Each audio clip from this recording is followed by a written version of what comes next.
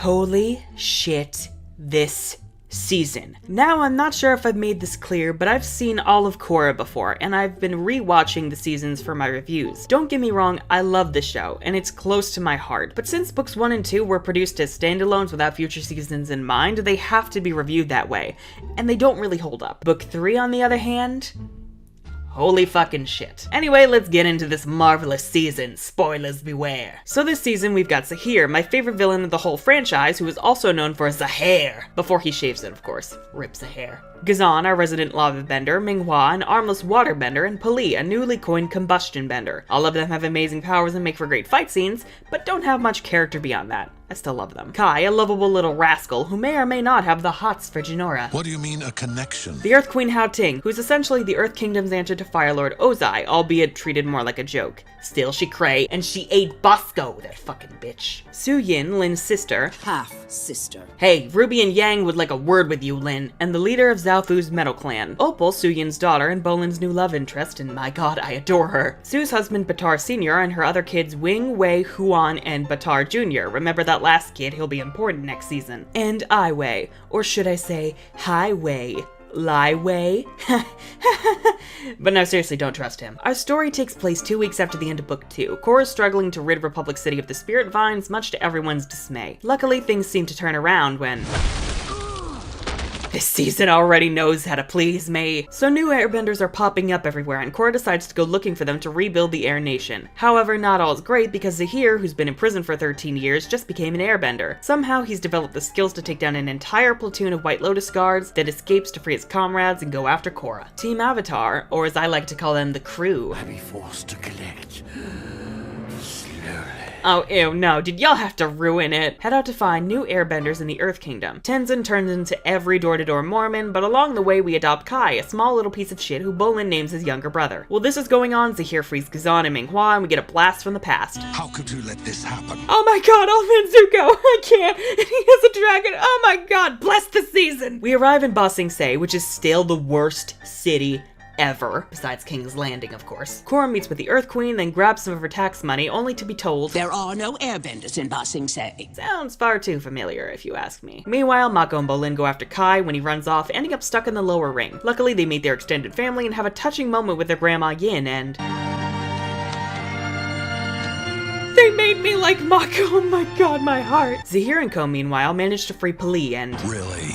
Right now? hey, they haven't been together in like 13 years, let them have this. Kai gets kidnapped by the Dai Li and is forced to join a secret army of airbenders. Mako and Bolin learn the truth, and the team heads out to save them all with the help of Lin. Once we get out of the city, Tenzin, Bumi, Jinora, Kai, and all the airbenders head to the Northern Air Temple to start their training, while the crew and Lin continue their hunt for new airbenders. They wind up in the metal city of Zaofu, thank god it isn't summer, home of the Metal Clan. The clan's leader Su Yin actually turns out to be Lin's sister. Half-sister. We are not doing this again, Lin, and they haven't spoken in 30 years. Anyway, Opal turns out to be the new airbender, and she's actually pretty damn good at it. Also, Sorry we're late, everyone. oh my god, this season really knows how to win me over. But as Korra trains Opal while learning how to metal bend, the drama between Su and Lin escalates into an all-out brawl. Should I stop them?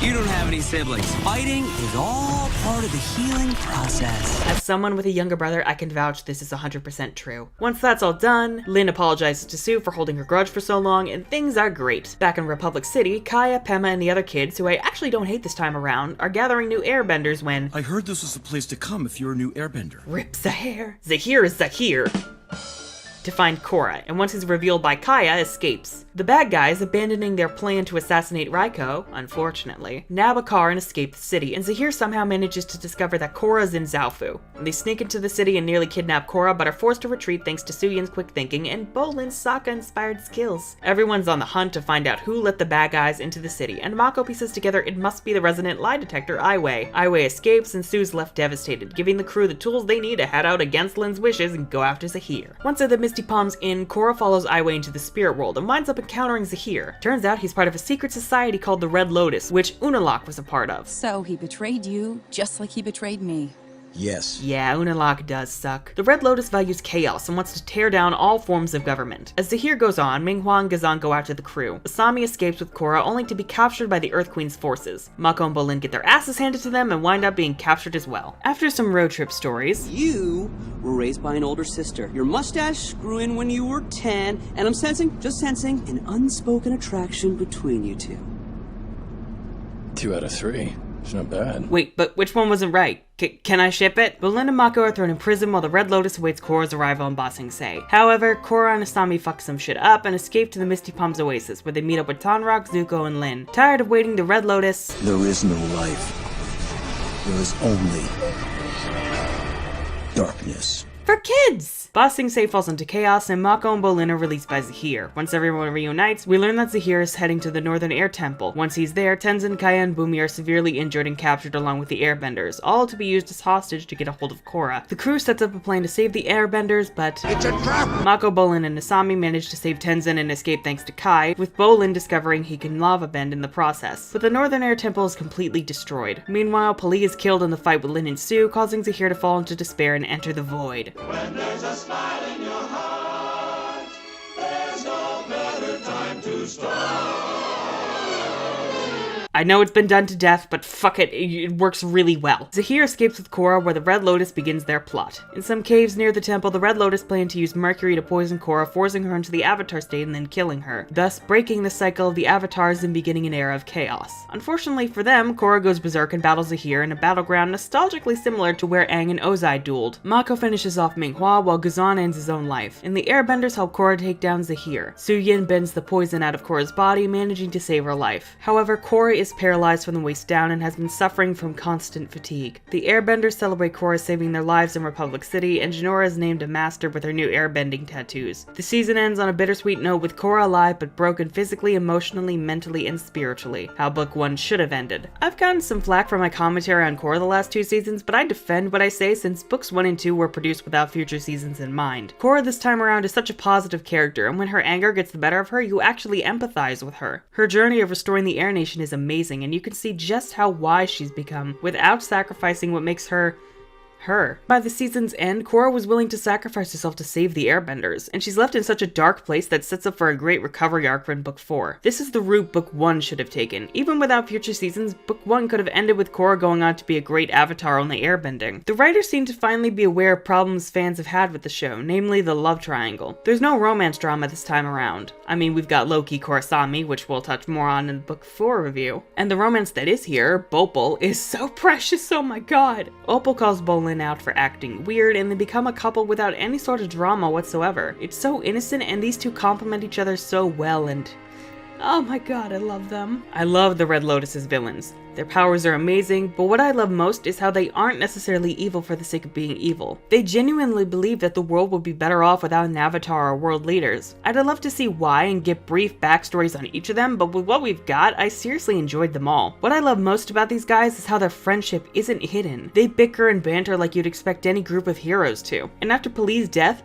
you can see all the emotions in Zahir's face, and you can see those same emotions, albeit to a lesser extent, in Ghazan and Minghua. The action this season as well is top notch, way more fights than Book 2, and with the usual great choreography and stakes. Despite that, Korra isn't featured in that many fights till the finale where she goes into berserker mode, which really helps cement just how far she's come from her old aggressive self who was ready to kill everyone immediately. Besides Chapter 7 and the Red Lotus backstories, I remember having a gripe with how the Airbenders took focus away from the return of the spirits, but given that the spirit vines made up the majority of Chapter 1's plot and spirits continued appearing, especially around the Air Temple and the desert, that issue, like the others, dissolved upon rewatching the season. Truly, this is fantastic on every front. I wish I had more to say, but it all boils down to this season is nearly perfect. Even episode 7, which focuses on the new Airbenders plot rather than Korra and the Red Lotus, is really enjoyable, and adds to not only Jinora and Kai's characters, but Bumi, Pema, Milo, it's so good. I would have liked an episode focusing on the Red Lotus members' backstories back to back on their road trip to Ba Sing Se, but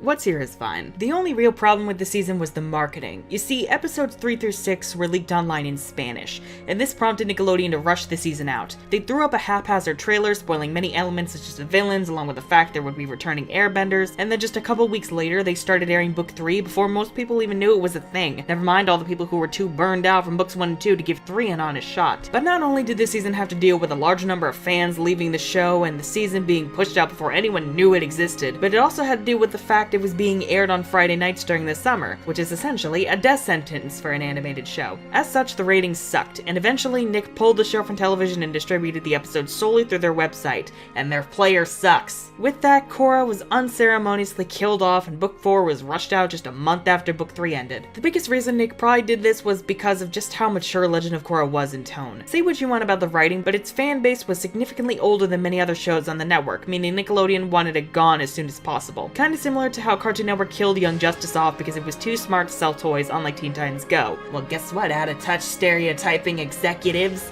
it lives on. God bless you, Netflix. So all in all, Book 3 of Legend of Korra is amazing. On its own is nearly as good as the original series, but especially compared to the first 2 seasons, every episode, every scene, and every character is spectacular.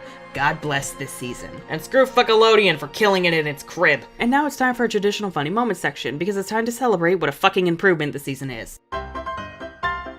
There's a tree growing right through my office. You think I'm not doing everything I can to get rid of it? Well, sorry I provide you with oxygen, Mr. President.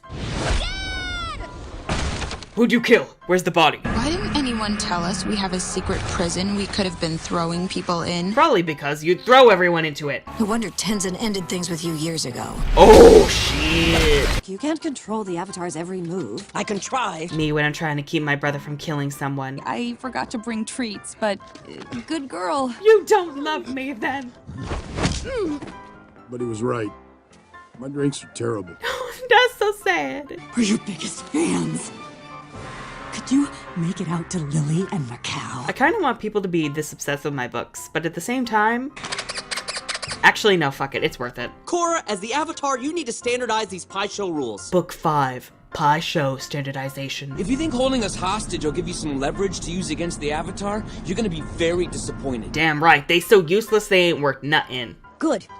You guys aren't dead. Me with my friends. Mako, why aren't you dating any nice girls like them? They know! I'll watch over her as she meditates. Mako and I will stay here and try to get through to the temple. We'll help Sue ready the airship. I'm going to take a nap. This grandma is me. And last but not least... Ironically, I hired a guy with a similar ability to kill the Avatar myself once. Didn't work. Don't feel bad. I tried to kill Korra after she ruined my wedding. It happens. Tonraq is just begging for God to end him right then and there. Enjoy the review? Glad to hear it. Want to murder me to release your anger, then sacrifice me to the internet gods? Hit the dislike button. It's still interaction. I'll be doing a review on Book 4 next Friday, and after that, I'll be doing flip the script videos, starting with Book 1. Also, I'd like to thank everyone for reaching over 3,700 subscribers at the time of recording this video. Once we reach 5,000, I'll be focusing on launching a Patreon, so here's to rockin' 2018. We can do it, Asshole Parade. By the way, we're the Asshole Parade now. I'm also publishing a book this year, so if you could check out the synopsis and first chapter in the description below, I would really appreciate it. I'm the Unicorn of War, and this has been a shit show.